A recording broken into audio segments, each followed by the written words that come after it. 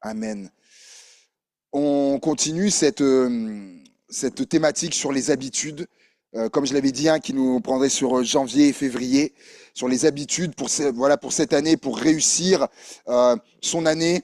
Et je le redis encore, parce que je crois que c'est important, parce qu'on pourrait croire, lorsqu'on voit un titre comme ça, dire, ah, ok, les habitudes, ah, pour que cette année, il y ait pas qu'il y ait pas de problème, pas de difficulté, qu'il y ait pas de combat, qu'il y ait pas d'épreuve. Non, non, non, c'est pas ça, puisque et certains le savent même cette année, certains, elle a commencé et il y a eu des difficultés, il y a eu des choses comme cela. Donc c'est pas ça, c'est que lorsque il y a une épreuve, par exemple, et que avec l'aide de Dieu, on traverse cette épreuve-là, et ben c'est de la réussite. Lorsque j'ai rencontré des obstacles et qu'avec l'aide de Dieu, j'ai surmonté les obstacles, c'est de la réussite. Lorsque j'ai des combats et qu'avec l'aide de Dieu, je suis victorieux par sa grâce sur les combats, c'est réussir. Vous voyez, c'est pour ça. Mais on va le voir, il y a des habitudes qui nous aident en fait, qui nous aident à face à toutes ces choses-là. On a parlé. Donc la première habitude, on a vu ensemble la prière, donc l'habitude de prier, la méditation de la parole de Dieu. Dimanche dernier, on a vu la troisième habitude qui était le jeûne, le fait de jeûner. Et là, la quatrième, on va le voir, c'est être intègre, l'intégrité. Et on va lire ensemble dans Genèse chapitre 39. Le passage est un peu long, mais c'est important pour avoir tout le contexte. Genèse chapitre 39, surtout pour quelques-uns qui ne seraient pas accoutumés au texte. On va lire ensemble. Genèse chapitre 39. On fit descendre Joseph en Égypte, et Potiphar, officier de Pharaon, chef des gardes égyptiens, l'acheta des Ismaélites qu'il y avait fait descendre. L'Éternel fut avec lui, et la prospérité l'accompagna. Il habitait dans la maison de son maître, l'Égyptien. Son maître vit que l'Éternel était avec lui, et que l'Éternel faisait prospérer entre ses mains tout ce qu'il entreprenait. Joseph trouva grâce aux yeux de son maître, qui l'employa à son service, l'établit sur sa maison, et lui confia tout ce qu'il possédait. Vous aimez bien ça? Tout ce qu'il possédait. Dès que Potiphar lui établit sur sa maison et sur tout ce qu'il possédait, ça le redit une deuxième fois, c'est pas pour rien. L'Éternel bénit la maison de l'Égyptien à cause de Joseph, et la bénédiction de l'Éternel fut sur tout ce qui lui appartenait, soit à la maison, soit au champ, et même 3 fois. Là. Il abandonna aux mains de Joseph tout ce qui lui appartenait 4 fois. Et il n'avait avec lui d'autre soin que celui de prendre sa nourriture. Or, Joseph était beau de taille et beau de figure. C'était pas de sa faute, hein. Il était beau de taille et beau de figure. Après ces choses, il arriva que la femme de son maître porta les yeux sur Joseph et dit « Couche avec moi ». Il refusa et dit à la femme de son maître « Voici mon maître ne prend avec moi connaissance de rien dans la maison. Il a remis entre mes mains tout ce qui lui appartient. Il n'est pas plus grand que moi dans cette maison et il ne m'a rien interdit, excepté toi, parce que tu es sa femme. Comment ferais-je un aussi grand mal et pécherais-je contre Dieu ?» Quoiqu'elle parlât tous les jours à Joseph, il refusa de coucher auprès d'elle, d'être avec elle. Un jour qu'il était entré dans la maison pour faire son ouvrage et qu'il n'y avait là aucun des gens de la maison, retenez bien ça, il n'y avait là aucun des gens de la maison, elle le saisit par son vêtement en disant « Couche avec moi ». Il lui laissa son vêtement dans la main et s'enfuit au dehors. Lorsqu'elle vit qu'il lui avait laissé son vêtement dans la main et qu'il s'était enfui dehors, elle appela les gens de la maison et leur dit « Voyez, il nous a amené un Hébreu pour se jouer de nous. Cet homme est venu vers moi pour coucher avec moi, mais j'ai crié à haute voix. Et quand il a entendu que j'élevais la voix et que je criais, il a laissé son vêtement à côté de moi et il s'est enfui dehors. » Et elle posa le vêtement de Joseph à côté d'elle jusqu'à ce que son maître rentrât à la maison. Alors, elle lui parla ainsi, « L'esclave hébreu que tu nous as amené est venu vers moi pour se jouer de moi. Et comme j'ai élevé la voix et que j'ai crié, et il a laissé son vêtement à côté de moi et s'est enfui dehors. » Après avoir entendu les paroles de sa femme qui lui disait « Voilà ce que m'a fait ton esclave », le maître de Joseph fut enflammé de colère. Il prit Joseph et le mit dans la prison, dans le lieu où les prisonniers du roi étaient enfermés. Il fut là en prison. L'Éternel fut avec Joseph Il étendit sur lui sa bonté. Il le mit en faveur aux yeux du chef de la prison. Et le chef de la prison plaça sous sa surveillance tous les prisonniers qui étaient dans la prison, et rien ne s'y faisait que par lui. Le chef de la prison ne prenait aucune connaissance de ce que Joseph avait en main, parce que l'Éternel était avec lui, et l'Éternel donnait de la réussite à ce qu'il faisait. Amen. Et là, l'important, et le dernier verset, et l'Éternel donnait de la réussite à tout ce qu'il faisait. La réussite, on est dans cette thématique, et cette habitude pour réussir. Et là, le texte dit, l'Éternel donnait de la réussite à ce qu'il faisait. Qu'est-ce qu'il faisait que Dieu donnait de la réussite à ce que Joseph faisait? Le premier élément, il y a deux réponses. Le premier élément de réponse, il est dit à 4 reprises que Dieu était avec Joseph. À 4 reprises. Au verset 2, l'Éternel fut avec lui. Au verset 3 également, son maître vit que l'Éternel était avec lui. Au verset 21, l'Éternel fut avec Joseph. Et au verset 23, il prit connaissance de ce que Joseph avait en main parce que l'Éternel était avec lui. À 4 reprises, il dit que Dieu était avec Joseph. Première réponse, ce qu'il faisait réussissait parce que Dieu était avec lui. Deuxième élément de réponse, je vous pose une autre question. Pourquoi, ok, Dieu était avec lui, mais pourquoi Dieu était avec lui? Et bien la réponse, on l'a vu dans ce qu'on a lu, lorsque la femme de Potiphar va jeter son dévolu sur lui, va le trouver à son goût, on l'a lu, elle va lui proposer de coucher avec. Quels sont les mots, la Bible utilise ces mots-là, c'est des mots qui sont utilisés, de coucher avec elle. Et moi, c'est ce que j'aime aussi avec la Bible. La Bible, elle est transparente, la Bible. Et cette femme, on voit, elle passe pas par 4 chemins. On pourrait dire cette femme, elle a pas froid aux yeux. Mais lui, verset 8, il va refuser. Il refusa. Ça commence comme ça, le verset 8. Il refusa. Et ce qui se passe, et pas qu'une fois. Au verset 10, il est dit, quoi qu'elle parlât tous les jours à Joseph, il refusa de coucher auprès d'elle, d'être avec elle. Tous les jours, elle venait le voir. Et j'aimerais quand même dire, elle revenait à la charge tous les jours. Et je suis désolé de dire, mais ça s'appelle du harcèlement. Et aujourd'hui, on peut rajouter un mot, harcèlement sexuel.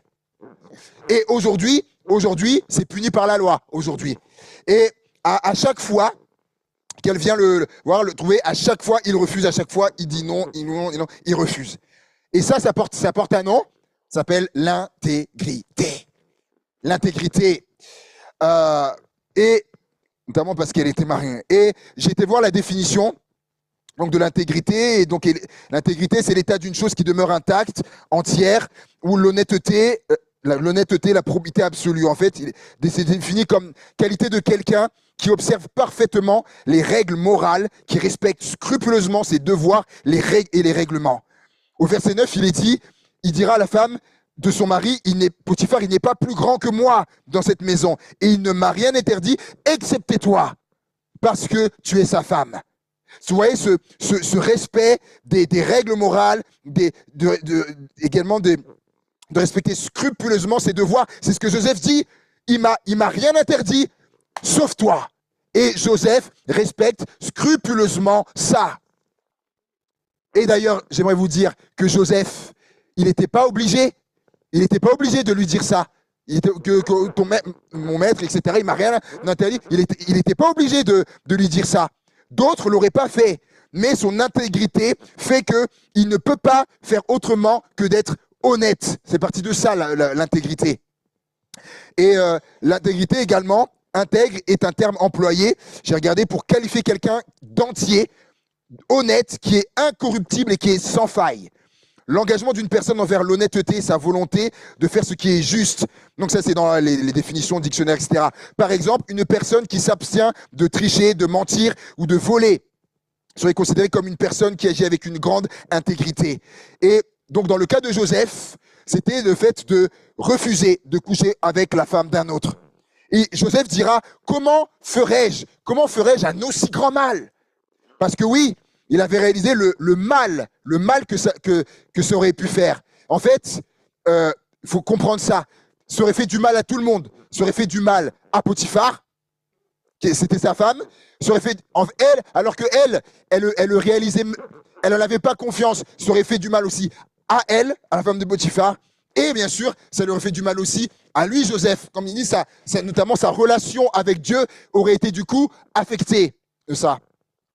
Et demandez au foyer où ça s'est produit, ça. Allez demander au foyer si ça n'a pas fait du mal. Allez demander. Et il dira, et le texte dit, et qu'il n'y avait là aucun des gens de la maison. Elle le saisit par son vêtement en disant, mais ce que Dieu est bon, c'est comment, on va voir comment Dieu, il change le mal en bien. Comment Dieu, il change le mal en bien. Et on voit qu'elle lâche pas l'affaire, mais la Bible ne mentionne pas ce détail pour rien. Parce qu'il aurait pu être marqué un jour qu'il était entré dans la maison pour faire son ouvrage, elle le saisit par son vêtement. Là, le texte dit, alors qu'il était alors qu'il était entré et qu'il n'y avait personne, la Bible précise ça, il n'y avait personne. Ce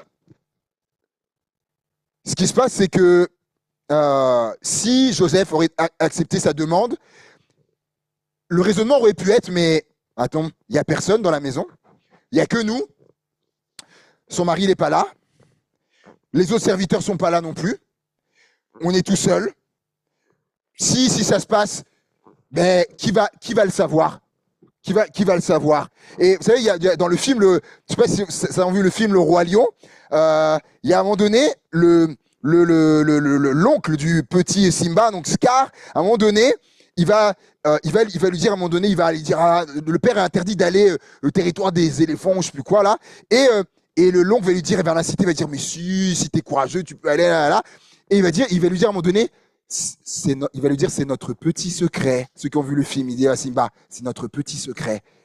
Et ça aurait pu être ça pour Joseph. Si on fait ça, il n'y a personne. Personne ne le sait. Ce sera notre petit secret entre elle et moi. Personne pour nous voir. Comme dit l'expression, ni vu, ni connu. Oui, des hommes. Des hommes. Mais pas de lui là-haut. Pas de lui là-haut. Et ça, Joseph, c'était très clair pour Joseph, ça. Et c'est pour ça qu'il dira, comment commettrai-je un aussi grand mal et pécherai-je contre Dieu? Contre ce que Dieu a dit. Contre ce que Dieu a dit, notamment contre les commandements de Dieu, tu ne commettras pas l'adultère. Mais Joseph n'a pas oublié que Dieu le voit quand personne ne le voit. Et l'intégrité se voit là aussi. Comment j'agis quand personne ne me voit? Et donc il va s'enfuir. Et ça va pas plaire à la femme de Potiphar. Lui qui n'a pas cédé à ses avances. En plus, lui qui était un esclave, je vais vous expliquer. Parce qu'à ce moment où on parle là, Joseph, c'est encore un esclave. D'ailleurs, elle le dira. À ce moment-là, ton esclave là, que tu as ramené là. À ce moment-là, Joseph est un esclave. Il n'est pas encore premier ministre d'Égypte, c'est un esclave. Et à cette époque-là, les esclaves n'avaient pas leur mot à dire. Si le maître ou la maîtresse de maison disait ça, ils faisaient ça. S'ils demandaient ça, ils exécutaient. S'ils voulaient ça, ils le faisaient. Parce que en fait, tu étais la propriété du maître ou de la maîtresse. À ce moment-là, il n'y avait pas les codes du travail. Hein. Il n'y avait pas le code du travail, le droit du travail. Il n'y avait pas ça. Et c'est pour ça notamment qu'elle est offusquée. Parce que c'était sans doute le premier qui lui a dit non. Parce que je vais vous dire, si elle était capable de faire ça avec Joseph, c'est qu'elle a pu largement, elle était sans scrupule, elle a pu largement le faire avec les autres esclaves serviteurs. Et en tout cas, c'est pas impossible. Et que les autres aient accepté céder, parce que voilà, ils se considéraient comme esclaves. Et donc là, que Joseph lui résiste en bloc, son orgueil, à cette femme, son orgueil, on a pris un coup. Alors, elle va inventer une histoire pour discréditer Joseph, elle va mentir à son sujet. Elle, pour le coup, elle n'est pas intègre. Et Joseph, donc, va finir en prison, injustice, mais je vous ferai remarquer quelque chose. verset 20, il est dit, il prit Joseph et le mit dans la prison, dans le lieu où les prisonniers du roi étaient enfermés. Il faut que je vous donne un élément de contexte de l'époque. À ce moment-là, en Égypte, à cette époque-là, quand tu commets, si la chose est vraie, là, c'était pas vrai, si une chose comme ça était commise, donc là, elle l'accuse d'avoir voulu abuser d'elle, esclave, et tu as voulu abuser de la maîtresse à cette époque-là, soit on te fait pendre, soit on te jette au crocodile en Égypte, avec le Nil qu'il y avait. Regardez les sources qu'il y avait de l'époque, c'était ça. Donc, pourquoi je vous dis ça? C'est pour qu'on réfléchisse un coup. Là, Potiphar rentre et il prend Joseph et il le met en prison. Il ne lui fait pas avoir normalement la sentence qu'on devait avoir. Ça fait réfléchir. Et il y a un pasteur, quand on était à l'école biblique, lorsque on abordait ce texte-là, il nous a amené à la réflexion que lui, il pense, et moi je suis assez d'accord, je ne peux pas l'attester, mais lui il pense que Potiphar avait des doutes sur ce qu'avait dit sa femme. Pour avoir mis Joseph juste en prison, ne pas l'avoir fait exécuter comme c'était la sentence qu'il y avait.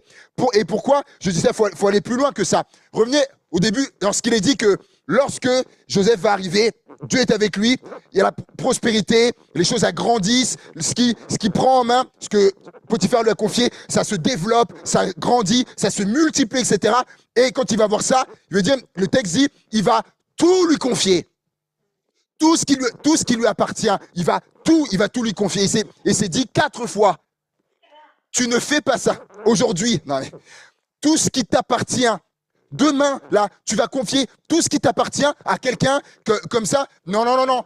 Soyons honnêtes. Tout ce qui nous appartient, si je confie ça à quelqu'un, j'ai une grande confiance en cette personne-là. Mais il vivait tous les jours avec Joseph. Vous voyez l'intégrité qui était en lui. Et je vais plus loin. Le texte dit effectivement, Potiphar arrive et le texte dit, il fut enflammé de colère. Mais je vous pose la question, enflammé de colère contre qui? Parce que c'est pas dit contre Joseph. Contre qui était-il enflammé de colère? Parce que vous savez, il le prend, il le met en prison. Mais le statut qu'il avait Potiphar, tu peux pas perdre la face. Avec un statut comme ça, tu peux pas perdre la face. Il faut que quelque chose se passe. C'est pour ça qu'il le met en prison. Mais moi, je suis convaincu qu'il avait des doutes sur ce que sa femme disait, que Joseph ait voulu abuser. Et on voit que du coup, on voit que Joseph, ça le suit. Il arrive, lorsque Joseph est arrivé chez Potiphar, on lui a donné les responsabilités. Il arrive en prison, qu'est-ce qui se passe? On lui donne les responsabilités. La faveur de Dieu est toujours sur lui. Et le texte, et j'aime ça, le texte dit que le chef de la prison ne prenait aucune connaissance de ce que Joseph avait en main. Donc, c'est-à-dire que, en fait, il lui demandait même pas de rapport, même pas de comment ça se passe. Non, il laissait faire pourquoi. Mais Joseph, il était intègre. Là encore, lui, la confiance absolue, aveugle. Vas-y, Joseph, il lui demandait rien. Et ce qui est intéressant aussi, c'est que il prenait aucune connaissance de ce que Joseph avait en main. Voilà. L'intégrité, des fois, ça passe parce qu'il passe par nos mains. Mais on le verra tout à l'heure. Vous savez, dans la marche avec Dieu, il y aura des tests. Je ne sais pas si c'est quelque chose que je vais vous apprendre là, mais dans la marche avec Dieu, il y aura des tests. Abraham, quand Dieu a dit, Abraham, donne-moi ton fils, le fils qu'il a attendu pendant décennies, donne-le-moi. Oh, c'était un test. Quand il va dire, ok, Seigneur, et qu'au dernier moment, non, ne porte pas la main sur lui, etc. C'était un test. Test réussi. Lorsque la femme syrophénicienne vient voir Jésus, il y a un problème pour sa fille. Elle est là, et Jésus, là, il va lui dire tout un tas de choses. Au départ, il va pas lui répondre. Et puis, elle va continuer. Et puis, à un moment donné, il va dire, je suis venu pour les brebis perdues d'Israël. Et elle n'est pas d'Israël. Mais elle continue, Seigneur. Et après, il va lui dire, les chiens, comment c'est dit, les chiens mangent, non, ouais, c'est ça, celle qui répond, les chiens mangent les miettes, etc., qui tombent. Et voilà, c'est ça, tout à fait. Et on voit, on voit comment un obstacle est pas dessus, deux obstacles, et il y en a trois. C'était un test réussi. Et il y a tout un tas d'exemples comme ça. Mais ce qui se passe, Jésus également au désert, on a parlé de ça mardi soir. Jésus, Matthieu 4, est emmené au désert pour être tenté. Pour être tenté, c'était le but. Hein. Tentation du diable. Jésus, il est écrit. Le diable s'en va. Test réussi. Pourquoi je dis tout ça? Parce que peut-être, ça je peux pas attester, que là, Joseph, là, c'était peut-être un test qui était là devant lui. En tout cas, si c'était le cas, Joseph a réussi. Il a réussi le test.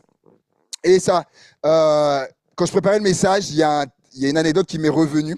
Lorsque j'étais à l'école biblique, en 3e année, on fait des stages, des stages pour voir à quoi ça ressemble, le pastorat, etc. Vu du côté pasteur. Parce que avant, quand tu es dans une église, tu connais pas la vie d'un pasteur, ce qu'il y a derrière. Donc là, tu vas, tu es aux côtés d'un pasteur, tu l'accompagnes partout, etc. Tu vois. Et donc le premier, j'ai eu, c'est le pasteur Edmond Bassidjé à Dax, pasteur de Dax. Et quand j'allais là-bas, mes frais, tout ça, ils m'étaient défrayés, donc ils m'ont remboursé du coup les frais, soit le train, la voiture ou quoi. Et un jour, on est dans le bureau, il me dit, voilà, tiens, les frais, ton remboursement des frais et tout. Et puis je prends, et quand je vois le montant, je dis mais, et moi ce que j'avais payé, c'était pas ce montant-là. Et je lui dis, vous avez pas fait une erreur? Il me dit pourquoi? Je dis moi ça m'avait coûté tant, et là il y a beaucoup plus ça. C'était pas ça.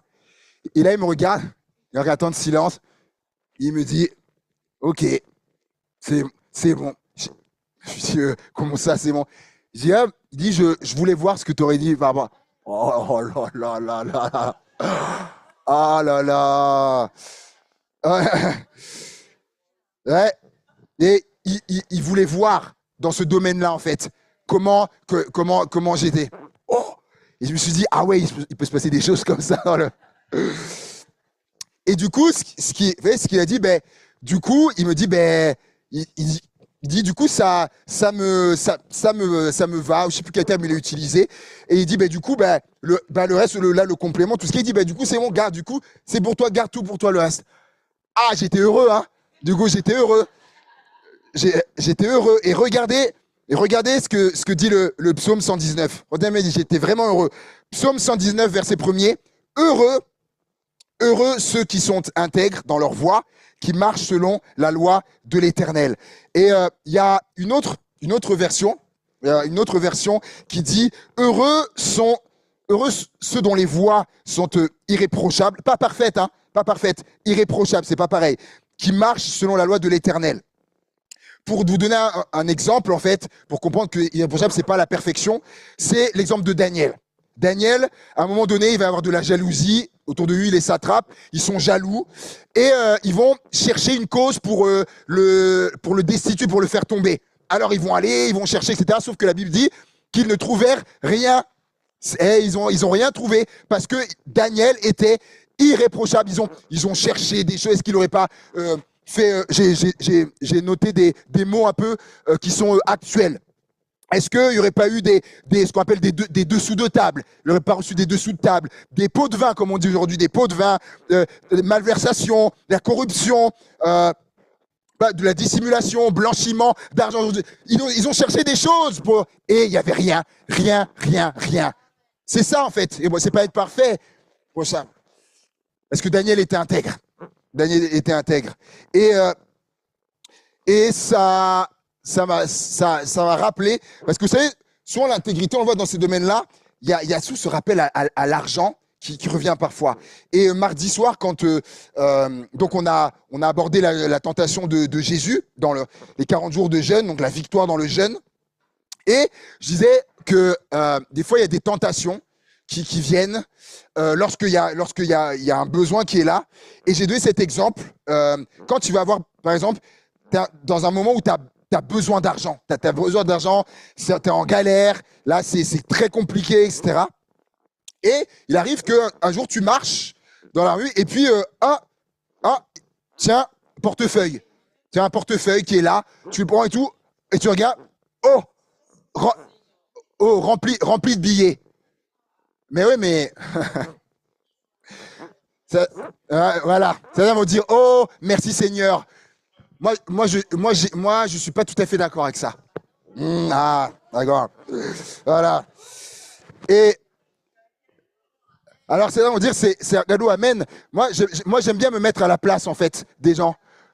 Si c'est votre portefeuille qui avait ça, cette somme dedans, et qui devait servir à quelque chose, comment? Non, c'est un portefeuille, souvent il y a l'identité, etc. Et vous voyez comment ça vient, vous voyez comment ça vient jouer là, comment ça vient du coup. J'ai fait exprès de faire ça. Mais moi, c'est mon positionnement de ça. Je suis désolé. Il y a les coordonnées, etc. On va, du coup, et du coup, ramener là, je sais, l'intégrité, en fait, c'est ça, en fait. Et moi, ce que j'ai vu beaucoup, alors on le fait pas pour ça, mais ce que j'ai beaucoup vu, c'est quand je connais au moins 3 témoignages comme ça, où les gens, lorsqu'ils ont été appelés par la police, etc., quelqu'un a trouvé, a ramené, les personnes sont venues, on dit mais qui et tout ça, et qu'ils ont su qui c'était. Et ben des fois, les personnes après, soit elles ont fait un geste, elles ont baigné, etc. Alors on fait pas ça pour ça, on fait pas ça pour ça, mais de dire que on va le voir, Dieu, il honore toujours l'intégrité. On va le voir ensemble. Et Proverbe 20, verset 7 nous dit, le juste marche dans son intégrité, heureux ses enfants après lui. Psaume 41, oui, psaume 27, psaume 41 et verset 12, tu m'as soutenu à cause de mon intégrité et tu m'as placé pour toujours en ta présence. En ta présence. Juste, je reviens sur cet aspect-là. Que si c'était moi, et, vous savez, on se met pas souvent à la place. Si c'est moi là, j'arrive chez moi, mince, mon portefeuille, etc., tout ça. Je sais pas si quelques-uns ont déjà vécu ça. Vous voyez l'angoisse dans laquelle ça vous met, ça met ça. Et est-ce que vous avez réalisé, je connais quelqu'un qui s'est arrivé, et quand la chose a été ramenée, la bouffée d'après que ça fait quand on te ramène ça, parce que on se met pas souvent assez à la place, vous voyez, quand il y a ça. Comment on serait content qu'on nous ramène ça. Mais je passe. Tu m'as soutenu à cause de mon intégrité et tu m'as placé pour toujours en ta présence. En fait, on va le voir, l'intégrité, elle amène avec elle plusieurs bénédictions. Première, tu m'as soutenu, le soutien. Lorsque je suis intègre, j'ai droit du coup au soutien de Dieu. Et ça, je me rappelle d'un jeune, lorsque il était en études de médecine. Et à un moment donné, vous savez, c'est difficile, hein, de médecine, notamment la première année, là, c'est terrible. Et en plus, il y a ce qu'on appelle le numerus clausus, il y a juste un nombre là qui peuvent passer. Et lui, il a été malade, en fait, pendant une période là. Et ça pardonne pas. Ça va à une vitesse telle, si tu as un retard sur les autres. Et il a été malade pendant une période. Et il s'est dit, voilà, je vais manquer mon année, etc. Ce jeune, c'est un chrétien. Et là, alors que les examens sont venus, les partiels, il est là dans l'amphithéâtre, et il voyait qu'il y en avait d'autres qui trichaient, etc. Et lui, la tentation est venue de faire comme lui. En plus, lui, il savait le train de retard qu'il avait sur les autres, et vraiment, la tentation de tricher. Et au fond, à un moment donné, il s'est dit, non, il dit, je vais pas le faire. Il dit, je vais faire confiance à Dieu. Il sait ce que j'ai eu. J'ai travaillé, etc. Et entre-temps, il avait demandé conseil aussi à son responsable de jeunesse, qui lui avait dit non, ne fais pas comme tu les vois faire, ne fais pas ça, fais confiance. Et ce qui s'est passé, c'est que lorsque les examens sont sortis, vous en plus, il y avait des choses qui étaient sorties, des choses du coup qu'il avait pas vues. Il a répondu comme il a pu. Ce jeune-là, il a eu ses partiels. Il est passé. Aujourd'hui, il est docteur. Il est docteur dans une clinique vers Marseille, par là-bas. Dieu l'a soutenu. Dieu l'a soutenu. Tu m'as soutenu à cause de mon intégrité. Proverbe 2,7 nous dit, il tient en réserve le salut pour les hommes droits, un bouclier pour ceux qui marchent dans l'intégrité. Là, le bouclier, là, ça nous parle de la protection, c'est ça qui est là. Proverbe chapitre 11, verset 3. L'intégrité des hommes droits les dirige, mais les détours des perfides causent leur ruine. L'intégrité des hommes droits ou des femmes les dirige, mais les détours des perfides causent leur ruine. Les dirige là, ceux qui marchent dans l'intégrité, ils peuvent compter donc sur le soutien de Dieu, protection de Dieu, direction de Dieu. Ça les dirige. Dieu les dirigera sur leur marche. Parce que parfois, on a besoin d'être dirigé. Et ben, la parole de Dieu, Dieu dit lui-même, ceux et celles qui marchent dans l'intégrité, ils pourront compter sur Dieu pour les diriger. Et la fin dit, la suite du verset dit, mais les détours des perfides causent leur ruine. Il y a une phrase de pasteur Patrice Martorano, ça m'a marqué quand j'avais entendu dire ça. Il a fait un jeu de mots. Il a dit, quand tu n'es pas intègre, donc c'est par rapport à cause leur ruine là. Donc ça, quelque part, ça les détruit en fait. Et il dit, quand tu n'es pas intègre, tu te désintègres. J'ai trouvé ça trop intéressant. Quand tu n'es pas intègre, tu te désintègres. Et ouais, il y a quelque chose, il y a des choses qui s'étiolent. Les perfides causent leur ruine, ça cause leur ruine. Et Proverbe chapitre 10, verset 9, dit, celui qui marche dans l'intégrité marche en sécurité, mais celui qui prend des chemins tortueux sera démasqué. Donc, si je fais le récapitulatif là, soutien, protection, direction. Là, c'est avec assurance. Moi, j'avais sécurité dans ma version. Avec assurance, très intéressant aussi. Marche avec assurance. Moi, j'ai aussi la sécurité. Et les chemins tortueux, c'est les chemins qui sont à l'inverse des chemins qui sont droits. Et il dit que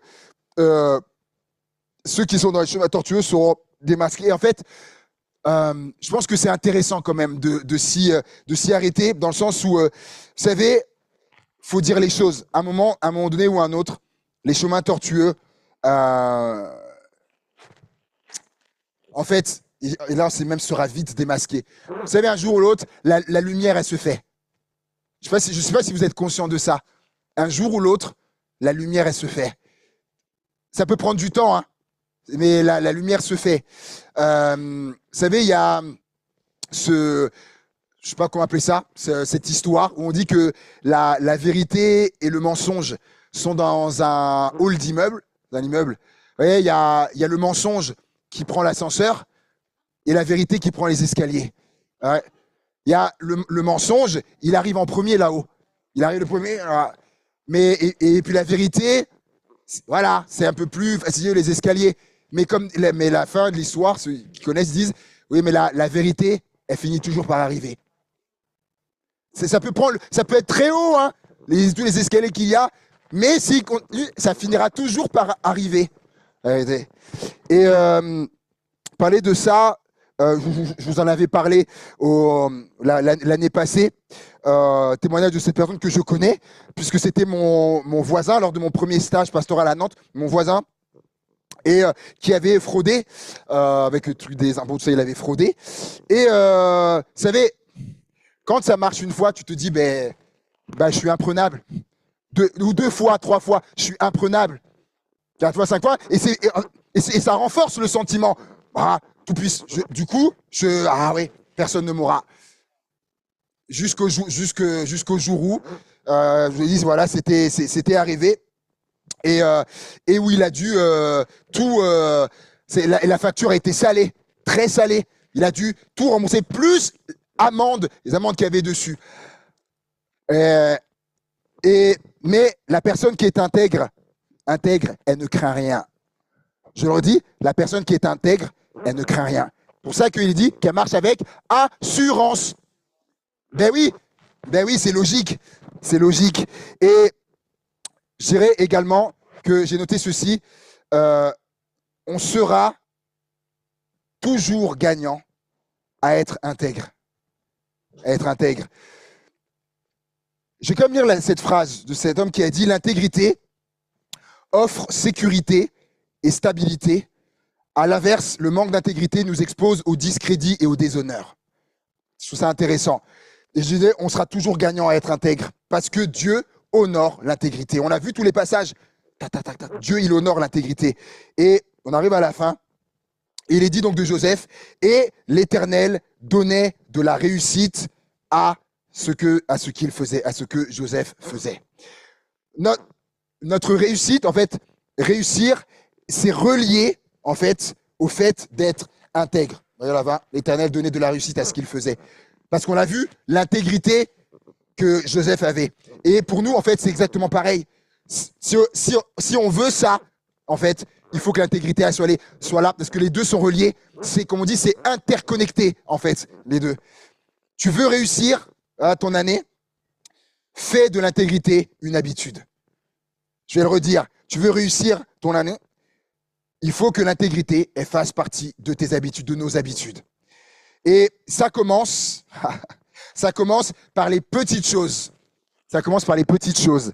Et je vais là aujourd'hui, tu sais, des fois il y a des messages qui viennent nous titiller, qui viennent nous titiller plus que d'autres. Je crois que celui-là c'en est un.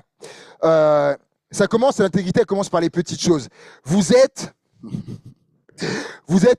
fait vos courses. Vous avez fait vos courses, voilà, vous êtes passé à la caisse.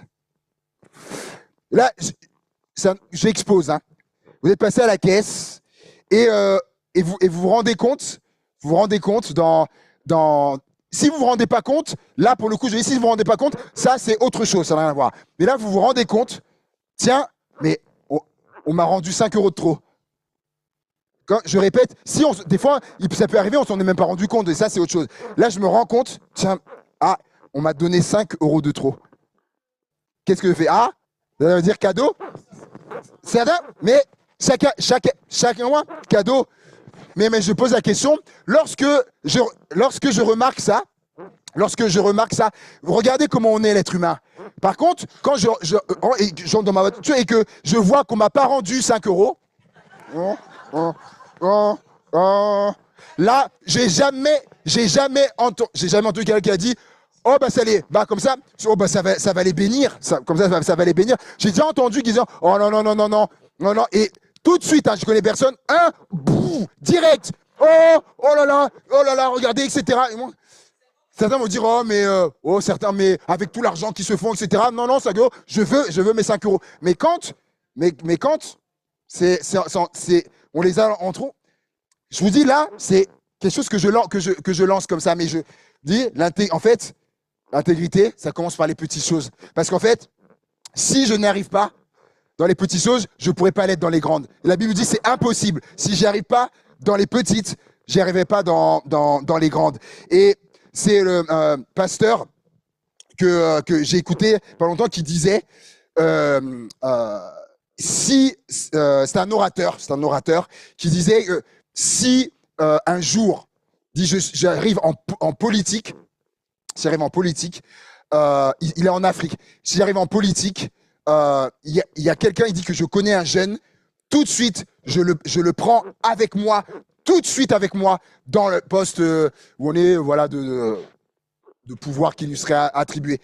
Et il explique pourquoi. Il dit, ce jeune-là, des fois quand je pars, je suis en déplacement, des fois, il dit, je lui remets de l'argent, billet.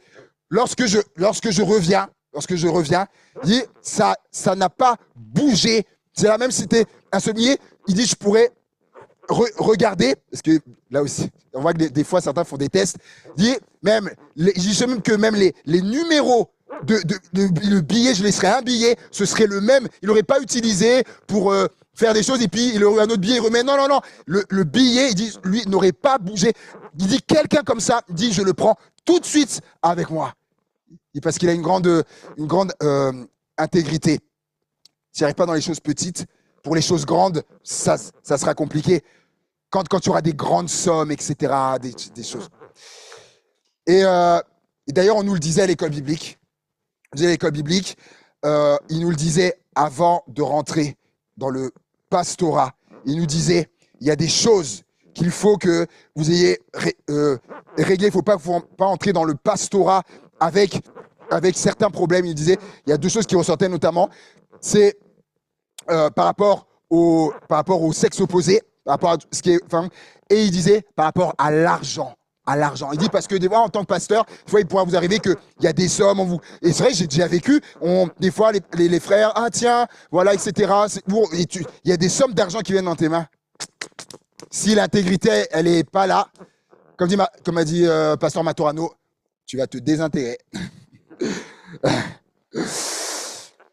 Et psaume, et je conclus, psaume 15, verset 1er, nous dit, psaume de David, ô Éternel, qui séjournera dans ta tente? Qui demeurera sur ta montagne sainte? Celui ou celle qui marche dans l'intégrité, qui pratique la justice et qui dit la vérité selon son cœur, il ne calomnie point avec sa langue, il ne fait point de mal à son semblable, il ne jette point l'opprobre sur son prochain. Il regarde avec des inscriptrisables, mais il honore ceux qui craignent l'Éternel, il ne se rétracte point s'il fait un serment sous préjudice, etc., etc.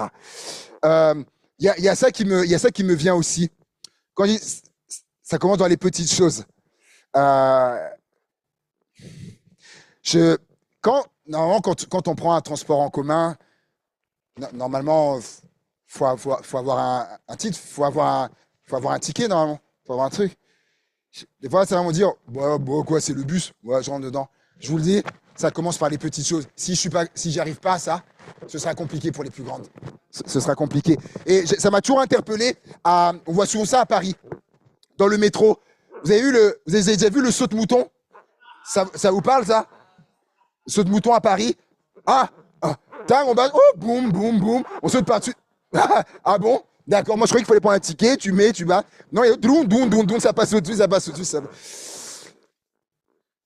Qui demeurera sur la montagne sainte? Celui ou celle qui marche dans l'intégrité. Et j'aime bien qui pratique la justice et qui dit la vérité selon son cœur. Je conclus avec ce témoignage.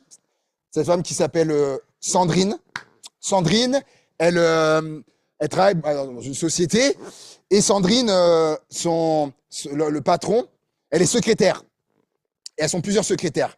Et le patron, il va à un moment donné proposer une promotion pour qu'une soit, on va dire, secrétaire, on va dire, en chef des autres.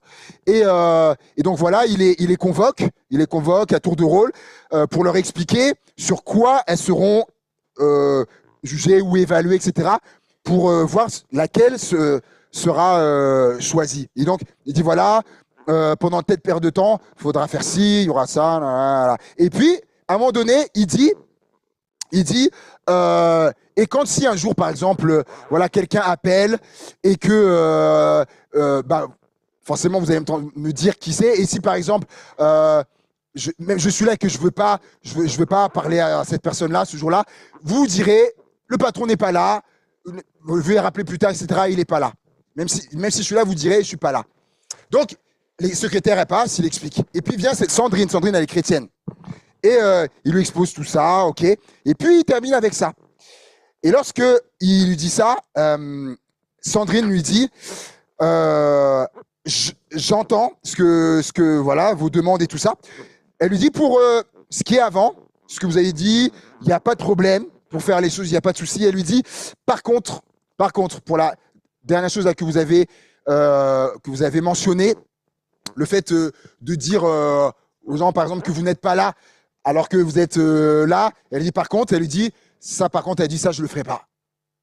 Ah bon, oui, elle lui dit, en fait, elle lui dit, vous me demandez de mentir, en fait. Et là, le patron, est-ce qu'on peut appeler ça comme ça? Vous avez déjà entendu ça? Elle dit si. Elle dit par contre, elle lui dit en fait, c'est contraire à mes valeurs. Elle dit, je connais, c'est contraire à mes valeurs, etc. Elle dit, le reste je ferai. Elle dit par contre ça, je le ferai pas. Et quand l'entretien se termine, elle se dit, bah déjà, c'est fini, c'est grillé, c'est mort, c'est pas moi qui sera prise. Mais pour elle, c'est pas grave, ça continue. Arrive le jour où il rend le verdict. Chacune paraît, tac, tac, tac, tac, et puis vient son tour. Et il dit, bah voilà, il fait son topo, il dit, bah, je peux vous dire du coup celle qui a été choisie pour être la secrétaire en chef. Il lui dit, c'est vous que j'ai choisi. Et là, elle revient pas, elle s'était dit, déjà, c'est mort, c'est pas moi. Donc d'entendre son nom, elle dit, mais, et donc elle est contente quand même, elle est contente, tout ça, tu vois. Et puis, quand même, il y a un truc c'est un turlupine. Elle dit, est-ce que je peux vous poser une question? Il lui dit oui. Elle dit, mais pourquoi moi?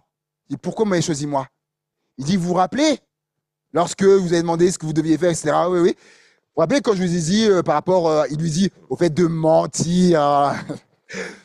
Vous vous rappelez votre réponse? Oui. Il dit, c'est par rapport à ça. C'est bon? Il dit oui. Parce qu'après, il dit, quand j'ai réfléchi, après, pour prendre ma décision, il dit, toutes les autres, elles ont dit oui à tout. Même à ça. Elles ont tout accepté. Sauf vous. Il n'y a que vous qui n'avez pas accepté. Et il dit, en réfléchissant après, il dit, je me suis dit, ah mais si elles ont accepté de me mentir pour ça, elles pourraient me mentir sur d'autres choses. Ah, mais pas vous. Et c'est pour ça que je vous choisis. Et tout ce qu'on a vu là, l'intégrité, la bénédiction que Dieu, à chaque fois, on sera toujours gagnant à être intègre. Et je disais également, parce que Dieu honore l'intégrité, et l'intégrité sera, c'est ma voix, l'intégrité sera toujours récompensée. Et je pourrais vous en donner d'autres, des témoignages, mais on arrive à la fin du culte. Mais que le Seigneur se loue, on va terminer en priant que le Seigneur, sa parole, faire son œuvre en nous.